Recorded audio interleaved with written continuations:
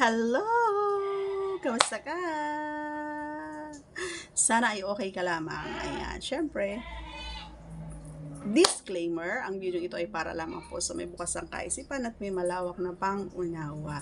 Kaya kung ikaw ay wala nito, maaari na lamang po mag-skip at mamili ng mga videos na nararapat po para sa inyo. And please do me a favor, subscribe and click our tiny notification bell so that you'll be updated every time we have a new upload videos. At ang ating pag-uusapan naman ngayon ay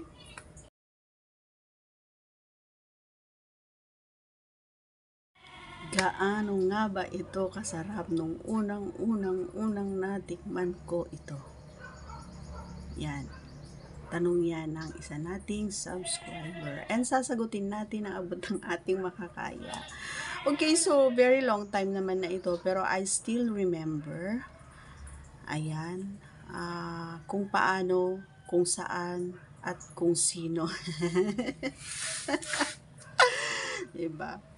Yan. So, hindi ko naman na kailangang mag-ipokrita sa inyo, syempre.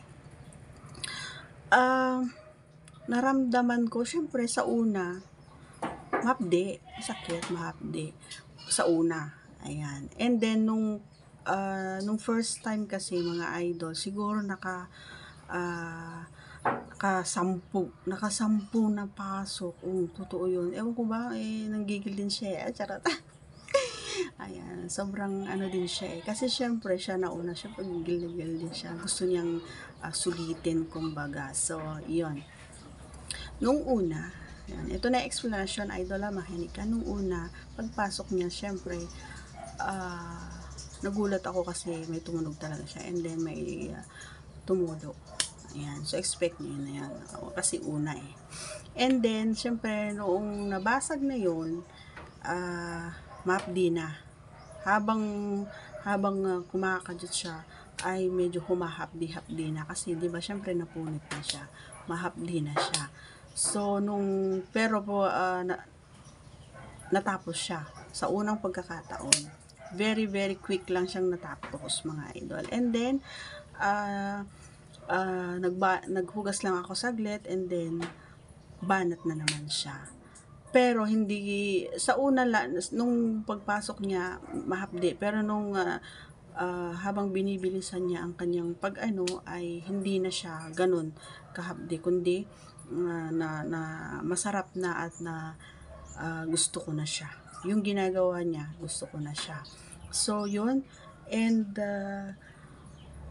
talagang, yung hindi ko makakalimutan talagang basang-basa talaga yung kama. And